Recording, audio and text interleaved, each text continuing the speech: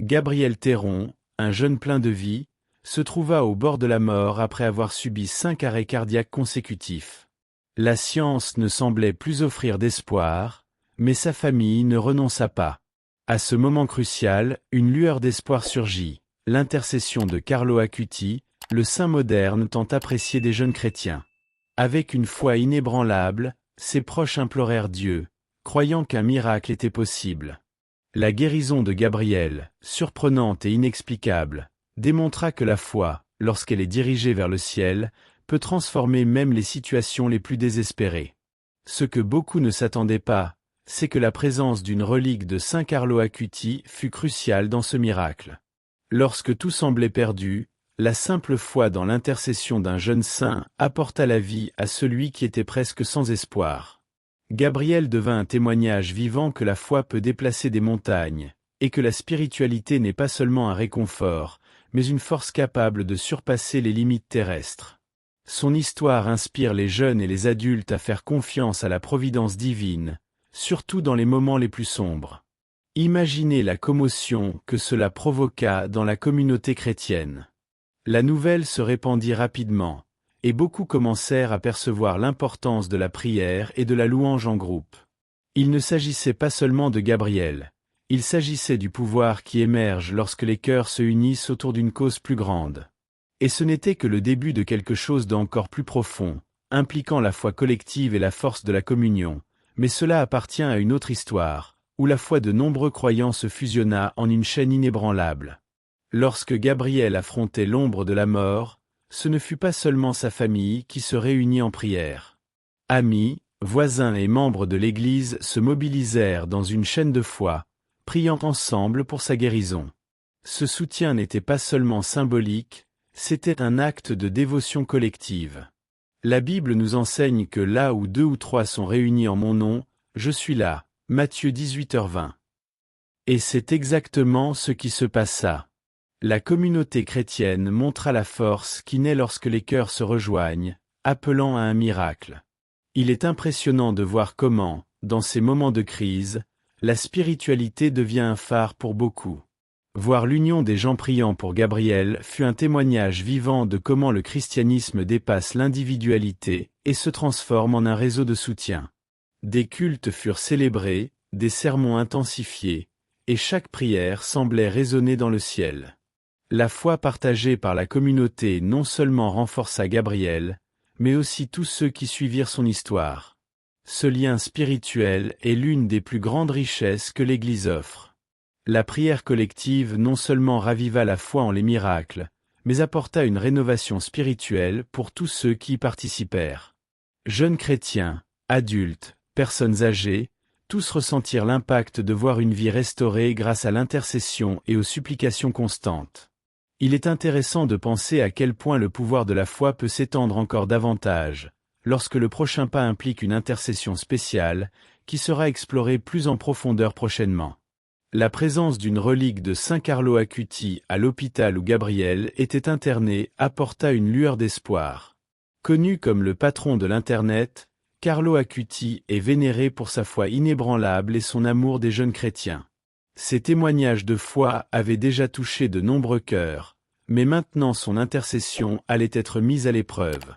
La famille de Gabriel, dévouée à Carlo, croyait qu'il intercéderait auprès de Jésus-Christ pour ramener la vie aux jeunes qui luttaient si fort pour survivre. La relique, bien que simple, représentait quelque chose de bien plus grand, la connexion directe entre la foi et le divin. Saint Carlo, qui avait toujours cru en le pouvoir de la spiritualité et du dévotionnel, semblait agir dans cette chambre d'hôpital. La dévotion à lui croit rapidement après le miracle, poussant beaucoup à croire que Carlo non seulement observait, mais intervenait directement en faveur de ceux qui imploraient avec foi. Gabriel fut sauvé, et son témoignage servit de signe que l'intercession des saints n'est pas seulement une croyance, mais une réalité vivante au sein du christianisme. Avec ce miracle, la dévotion à Carlo Acuti se répandit encore plus. Des jeunes de différentes parties du monde commencèrent à étudier sa vie et à chercher son intercession dans des moments de difficulté. Il ne fait aucun doute que la foi en Carlo est devenue un pont pour beaucoup cherchant en Jésus-Christ une rénovation spirituelle, Mais il y a quelque chose d'encore plus profond dans cette histoire, le rôle des sacrements et de la prière, qui se révélèrent également fondamentaux dans ce processus.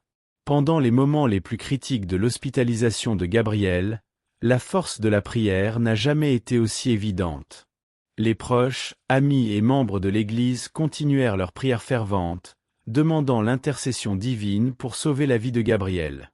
La prière, dans ce contexte, n'était pas seulement un acte de dévotion, mais une expression profonde de foi en la puissance de Dieu. À chaque supplication, ils croyaient que Jésus-Christ écouterait leurs appels, renforçant ainsi le pouvoir de la foi chrétienne. C'est dans ces moments que le dévotionnel quotidien, quelque chose de si simple et commun, acquiert un sens transformateur. Avec les prières, les sacrements jouèrent un rôle essentiel.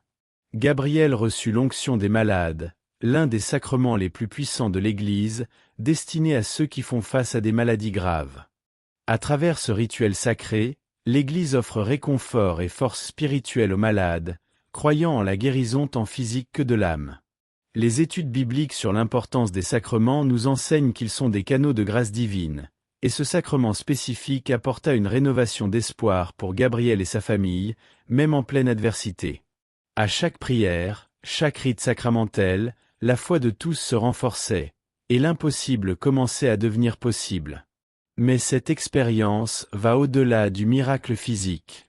Elle nous invite à réfléchir sur le véritable sens de la vie et la fragilité de notre existence. Lorsque nous sommes confrontés à la mortalité, les questions les plus profondes surgissent, et cela nous conduit à une réflexion plus poussée. Face à une situation aussi délicate que celle que Gabriel a affrontée, la fragilité de la vie humaine devient indéniable. La sensation que tout peut se terminer en un clin d'œil nous pousse à repenser ce qui a vraiment de la valeur. Dans ce processus de réflexion, la foi chrétienne nous offre un chemin d'espoir et de but.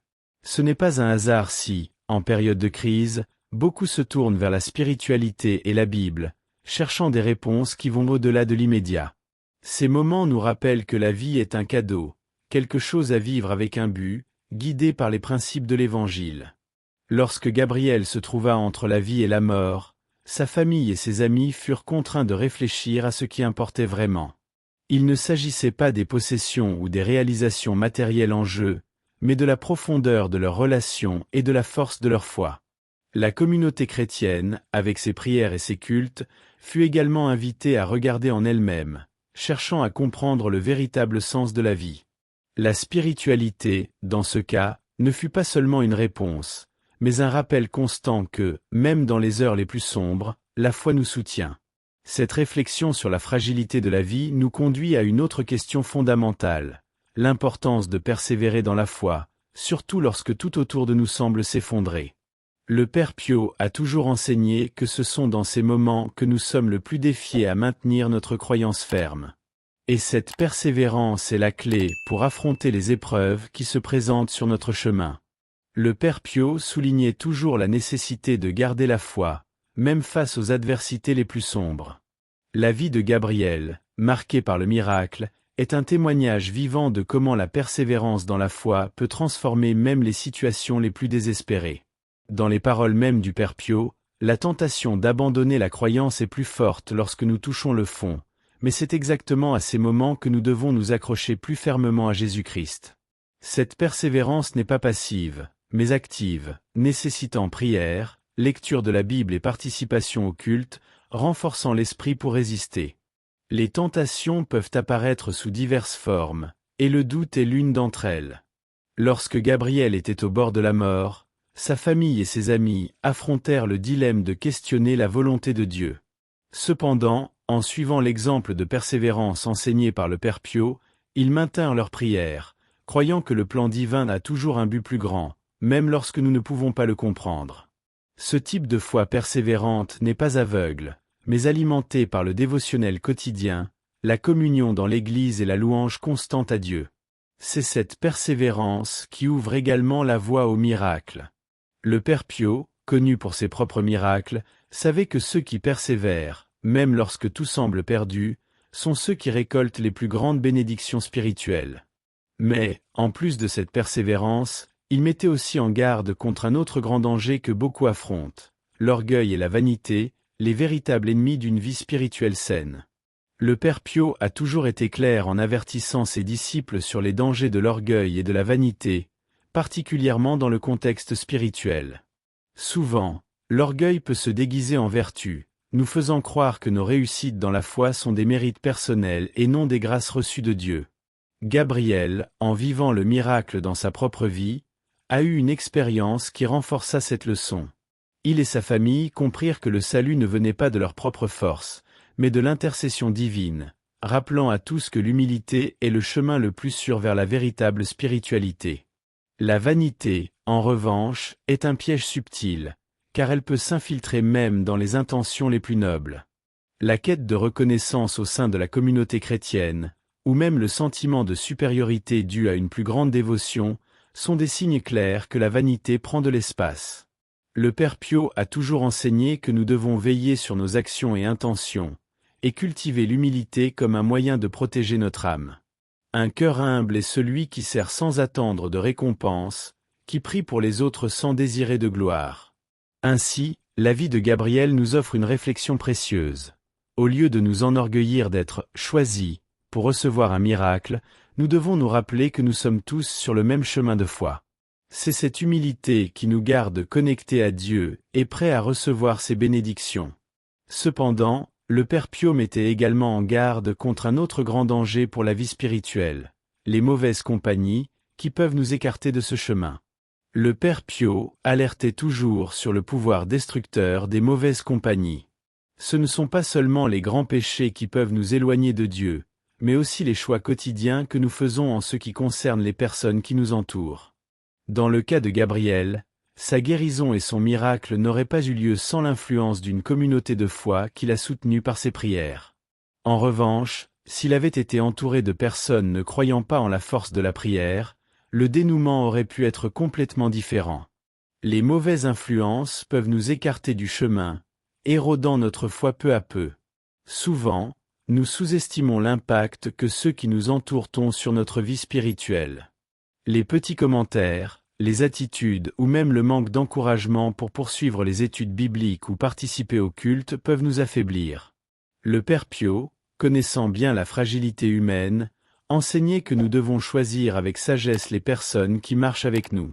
Cela ne signifie pas éviter complètement ceux qui ne partagent pas notre foi, mais rester toujours attentif pour que notre spiritualité ne soit pas compromise.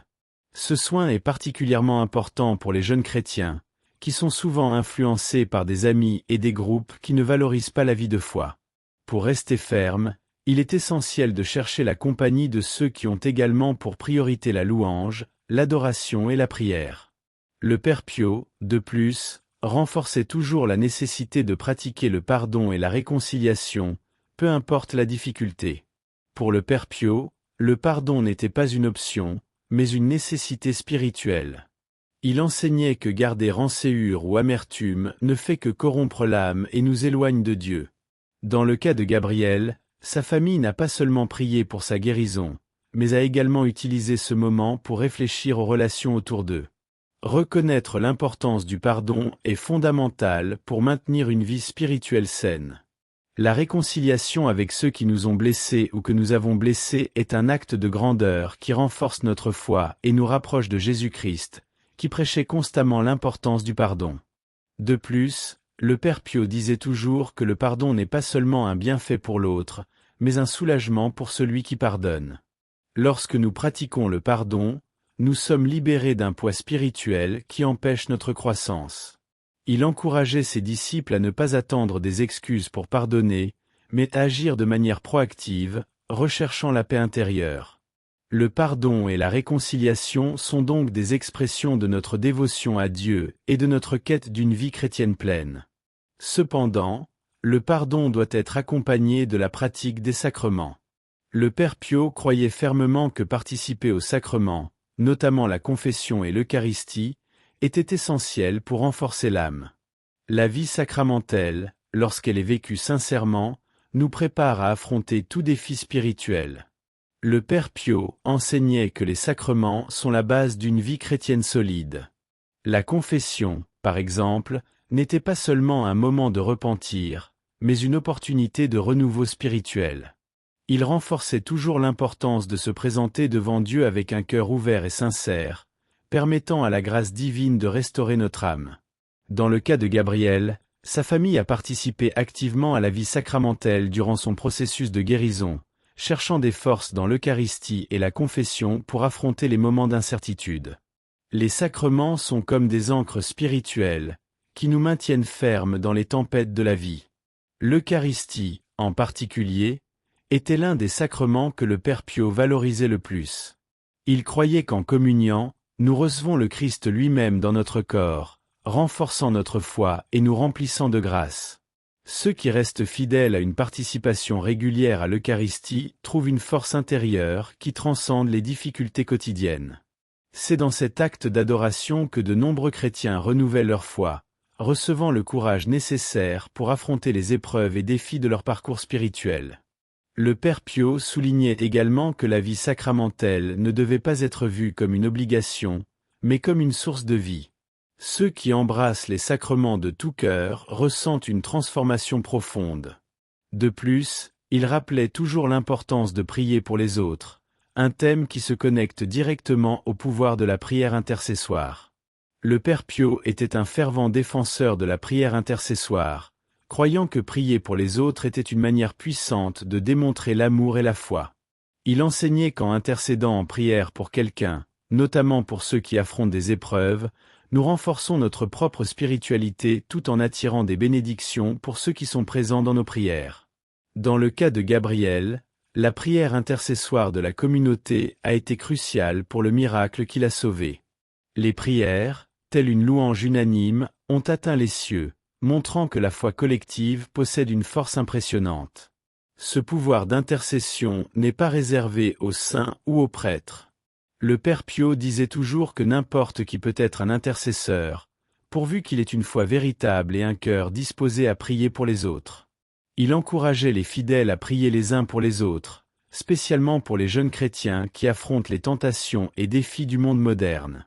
Prier pour quelqu'un qui est éloigné de l'Église, par exemple, ou qui traverse une crise spirituelle, peut être un acte d'amour ayant un impact profond sur la vie de cette personne. La prière intercessoire, en ce sens, unit les membres de la communauté de foi et renforce les liens spirituels. Le Père Pio voyait l'intercession comme une extension de l'Eucharistie, où la communion entre les fidèles devenait visible. Il croyait qu'en priant pour les autres, nous accomplissons l'évangile de Jésus-Christ, qui nous appelle à nous aimer les uns les autres. La nécessité de silence et de méditation, qu'il soulignait aussi, surgit comme un complément à la prière. Pour le Père Pio, le silence était plus que l'absence de son, c'était une invitation à écouter la voix de Dieu. Au milieu du bruit de la vie quotidienne, il enseignait que le silence et la méditation nous connectent profondément à notre spiritualité. Il encourageait ses disciples à chercher des moments de tranquillité, loin des distractions, pour réfléchir sur l'Évangile et leur vie. Tout comme le jeune Gabriel trouva de la force dans la prière, nous trouvons aussi clarté et paix lorsque nous nous permettons de réduire le monde extérieur au silence et de nous concentrer sur ce qui compte vraiment, notre relation avec Jésus-Christ. La méditation, selon le Père Pio, n'était pas seulement un moment de réflexion, mais un outil puissant pour approfondir la foi. Il disait que dans le silence, le cœur humain s'ouvre pour comprendre les vérités spirituelles souvent étouffées par le rythme effréné de la vie. Souvent, après avoir participé à un culte ou à un sermon, les fidèles ont besoin de temps pour méditer sur les paroles entendues, permettant ainsi au message de pénétrer profondément dans leurs âmes. Ce silence intérieur nous prépare aussi à reconnaître les tentations et défis spirituels qui nous entourent. Pour ceux qui ont du mal à se détacher des distractions du monde, le Père Pio suggérait des pratiques simples, comme réserver quelques minutes par jour à la prière silencieuse, s'éloigner de l'agitation des réseaux sociaux ou même participer à des retraites spirituelles. C'est dans ce silence intentionnel que nous trouvons la véritable paix et renouvelons nos forces pour affronter les défis de la foi.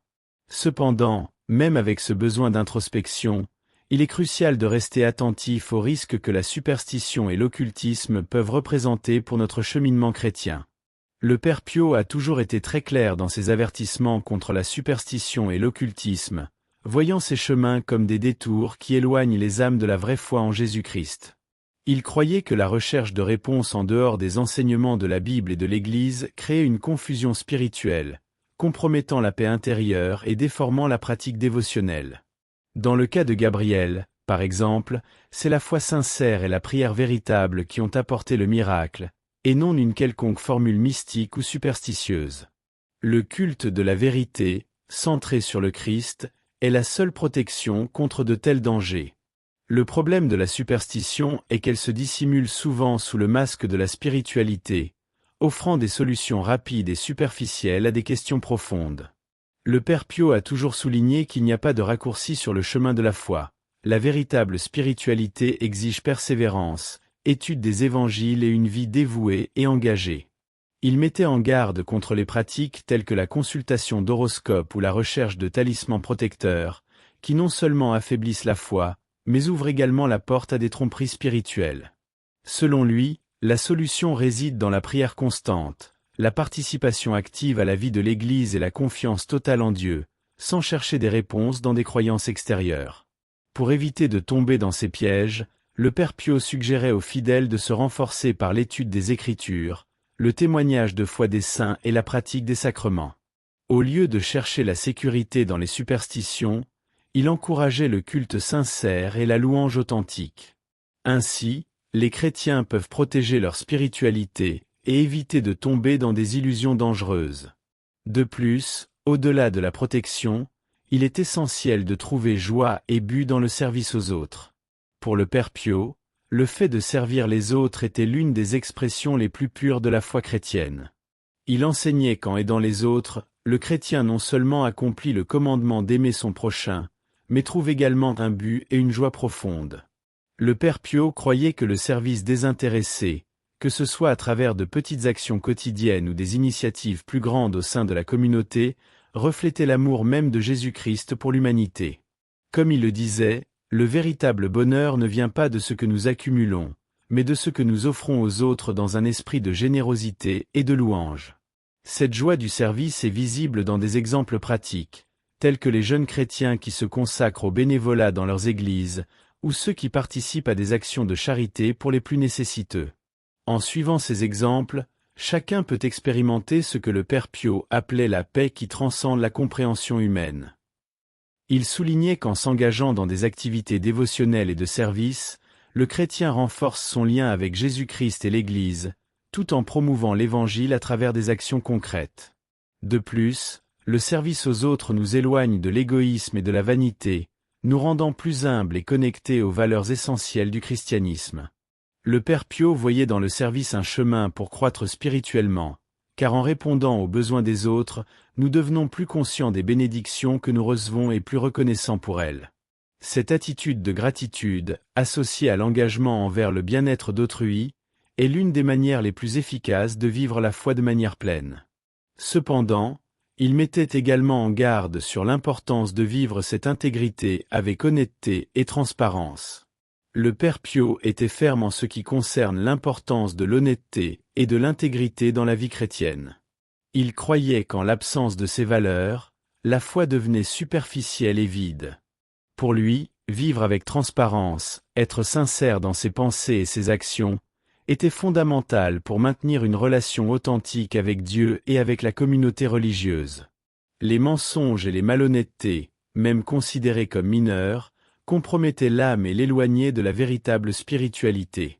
La Bible nous enseigne à marcher dans la lumière, et cette lumière est la vérité que nous devons porter dans chaque aspect de notre vie. L'honnêteté était également vue par le Père Pio comme une preuve de foi. Il avertissait qu'en situation tentante, le fidèle doit résister à la tentation de prendre des raccourcis ou de se corrompre pour obtenir des avantages personnels. Par exemple, dans le milieu professionnel, au lieu de céder à la tentation de faire quelque chose de mal pour réussir, le Père Pio encourageait les chrétiens à faire confiance au fait qu'avec foi et dévouement, le succès viendra de la manière juste, bénie par Dieu. L'intégrité, selon lui, était une manière d'honorer la foi en Jésus-Christ, chaque action reflétant les principes de l'Évangile. Vivre une vie intègre, donc, était un témoignage quotidien de foi. Lorsqu'une personne maintient l'honnêteté dans toutes ses interactions, que ce soit dans le cadre familial, à l'église, ou même dans de petits gestes quotidiens, Elle renforce sa connexion avec la spiritualité et devient un exemple pour les jeunes chrétiens et pour la communauté dans son ensemble. Ce comportement intègre, en plus d'apporter la paix intérieure, influence positivement ceux qui l'entourent, les encourageant à suivre le même chemin de vérité et de droiture. Et c'est sur ce chemin que la prière intercessoire devient également une pratique puissante.